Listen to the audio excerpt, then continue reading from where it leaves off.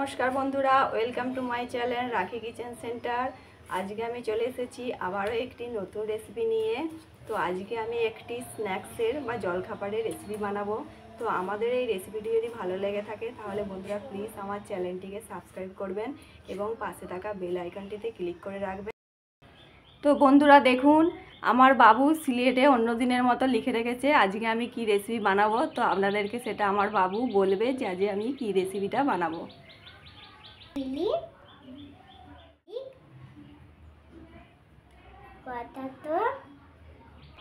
আমি আমার রান্নার জায়গায় চলে এসেছি। তো চিলি গার্লিক পটাটো মাশরুমটা রেসিপি বানানোর জন্য আমি প্রথমে কড়াইতে জল নিয়ে নিয়েছি। এই জলটাকে আমি ফুটিয়ে নেব। মিডিয়াম সাইজের আলু কেটে নিয়েছি, চৌকো চৌকো ডুমো ডুমো করে কেটে নিয়েছি, দিয়ে ভালো করে জল দিয়ে ধুয়ে রেখেছি। তো কড়ার জলটা ফুটে গেলে আমি এই আলুগুলো দিয়ে সেদ্ধ করে ফুটে গেছে। তো এই ফুটন্ত জলটার মধ্যে আমি যে আলুগুলো কেটে রেখেছিলাম দিয়ে দেব। দিয়ে আমি 80 থেকে 90% মতো সেদ্ধ করে নেব। একদম পুরোপুরি গলে যাওয়ার মতো সেদ্ধ করব না, তাহলে রেসিপিটা ভালো হবে না। তো আমি 80% মতো সেদ্ধ করে নেব। তার জন্য আমি একটি চাপা দিয়ে দেব। তো মাঝে মাঝেই খুলে দেখতে হবে আলুটা যাতে ওভারকুক না হয়ে যায়। তো ঢাকনা দিয়ে দিলাম। আমি এবারে 5-7 মিনিটের মতো আলুটা সেদ্ধ করে নেব।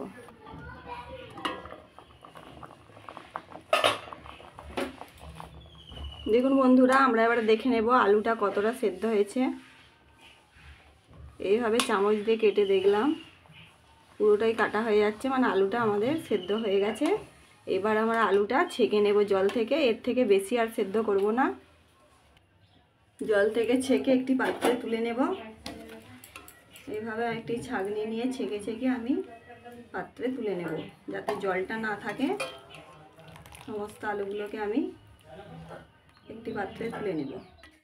এবার আমি একটি বড় ছাঁকনির মধ্যে আলুগুলোকে নিয়ে নিয়েছি। এর মধ্যে আমি আলুগুলোকে ম্যাশ করব, তাহলে কোনো শক্ত ঢিলা রয়ে যাবে না, একদম মিহি হবে পেস্টটা। তো এখন আলুটা গরম গরম গরম অবস্থাতেই আমি ম্যাশ করে নেব এইভাবে চেপে চেপে। দেখুন বন্ধুরা কীভাবে আলুর পাল্পটা মিহি একদম আমরা বের করে নিয়েছি।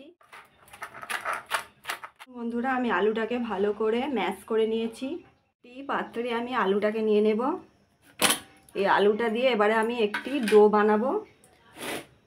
তো আলুর পরিমাণে আমি এখানে দিয়ে দিচ্ছি লবণ। তো আলুর সাথে আমি কর্নফ্লাওয়ারও মেশাবো, তার জন্য সেই পরিমাণে আমি এখানে লবণ দিয়ে দিচ্ছি। তো বন্ধুরা আপনারাও স্বাদ মতো যে যার লবণটা ব্যবহার করবেন। এখানে আমি হাফ বাটি কর্নফ্লাওয়ার নিয়ে নিয়েছি। আমি অল্প অল্প করে দিয়ে আলুটাকে মাখবো, যতটা আমার লাগবে সেই পরিমাণ দিয়ে আমি অর্ধেকটা কর্নফ্লাওয়ার দিয়ে আলুটাকে মাখতে শুরু করব। ডো তৈরি করি রুটি করার জন্য, সেইভাবে আমি একটি ডো বানিয়ে নেব, শক্ত এবং স্মুথ একটি ডো বানিয়ে নেব। আরও আমার কর্নফ্লাওয়ার লাগবে, তো আমি পুরো কর্নফ্লাওয়ারটাই এখানে মিশিয়ে দিলাম। এখানে আমি যে হাফ বাটি কর্নফ্লাওয়ার নিয়েছিলাম পুরোটাই দিয়ে দিলাম। পুরোটা দিয়ে আমি এভাবে ভালো করে মাখিয়ে নেব।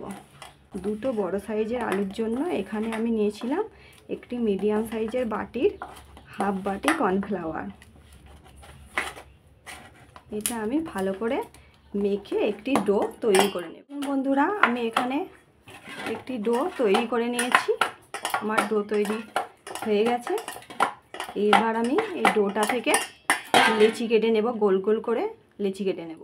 নিয়ে ভালো করে দুটো হাতে আমি এইভাবে হাতের তালুতে ভালো করে তেলটা মাখিয়ে নেব, না হলে লেচিটা যখন আমরা পাকাবো হাতে লেগে যেতে পারে। তার জন্য এইভাবে তেল মাখিয়ে নেব। এইবার আমি ডোটা থেকে অল্প করে এরকম ছোট্ট করে একটা লেচি করে নেব। এই লেচিটা ভালো করে পাকিয়ে নেব। লেচি পাকিয়ে নিয়েছি। আর আমি এখানে নিয়ে নিয়েছি একটি খালি এইভাবে জলের বোতল। তো এই জলের বোতলের মুখটায় আমি তেল বুলিয়ে নিয়েছি। এইভাবে আমি বোতলটা দিয়ে এই লেচিটার মধ্যে মাঝখানে মাঝ বরাবর এইভাবে চেপে দেব। একদম শেষ পর্যন্ত নিয়ে যাব না, চেপে এইভাবে তুলে নেব। দেখুন বন্ধুরা আমাদের পটাটো মাশরুম রেডি হয়ে গেছে। এবার এটি আমি একটি জায়গায় এইভাবে হালকা চেপে গর্ত করে দিলাম।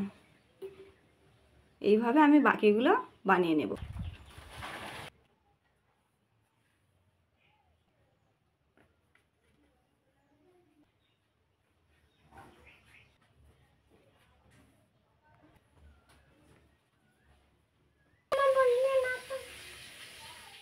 দেখুন বন্ধুরা, আমি সমস্ত পটাটো মাশরুমগুলো তৈরি করে নিয়েছি। এবার আমি কড়াইয়ে জল গরম করে এগুলোকে সেদ্ধ করে নেব।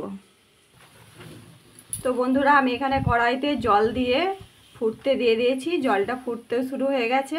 তো এবারে যে আমি পটাটো মাশরুমগুলো বানিয়ে রেখেছি সেইগুলো আমি এই জলে এক এক করে ছেড়ে দেব।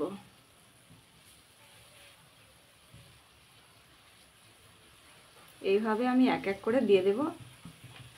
তো বন্ধুরা, আপনারা বুঝতেই পারবেন এগুলো যখন সেদ্ধ হয়ে যাবে, এই যে দেওয়ার সাথে সাথে নিচে বসে যাচ্ছে, তো এগুলো সেদ্ধ হয়ে গেলে সব ওপরে ভেসে উঠবে।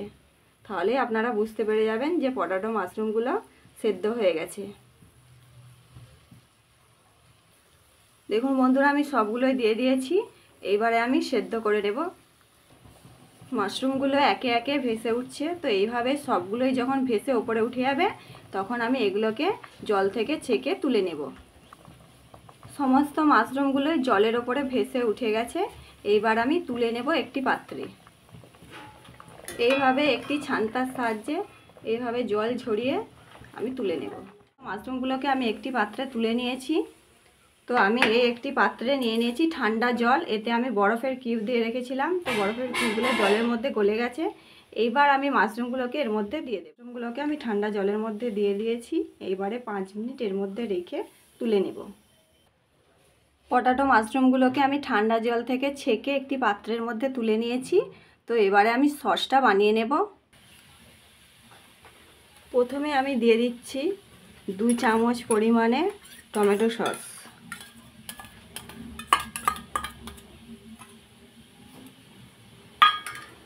এরপর আমি দিয়ে দেব 1 চামচ সয়া সস। কারণ আমি বড় চামচ নিয়েছি, এই বড় চামচের পরিমাণে দিয়ে দিচ্ছি 1 চামচ সয়া সস।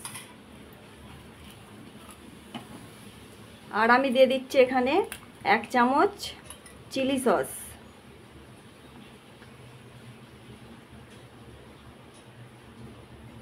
আমি এখানে গ্রিন চিলি নিয়েছি, তো আপনারা রেড চিলিও নিতে পারেন।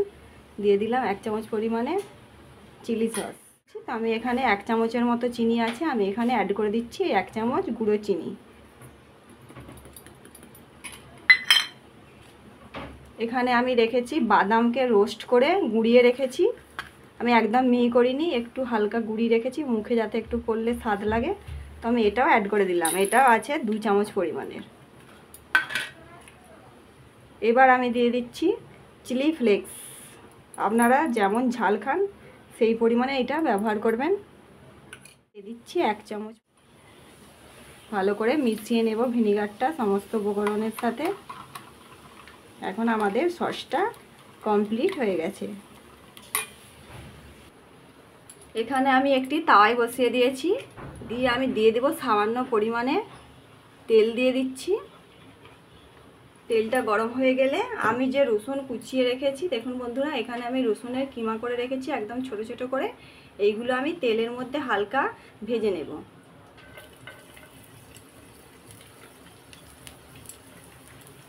রসুনটা হালকা ভেজে নিয়ে আমি যে সসটা বানিয়ে রেখেছি তাতে অ্যাড করে দেব। গ্যাসের ফ্লেমটাকে লোতে করে আমি রসুনটা ভেজে নেব।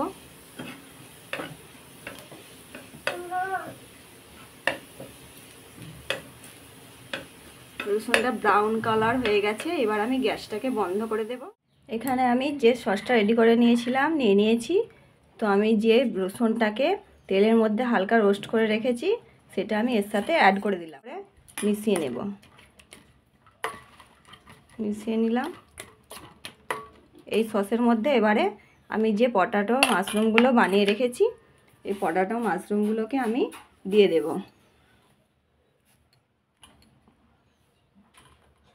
এইভাবে আমি দিয়ে দিচ্ছি।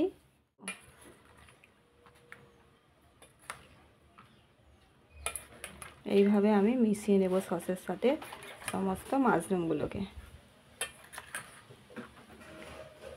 পটাটো মাশরুমগুলোকে যে সসটা বানিয়েছিলাম তার সাথে মিশিয়ে নিয়েছি।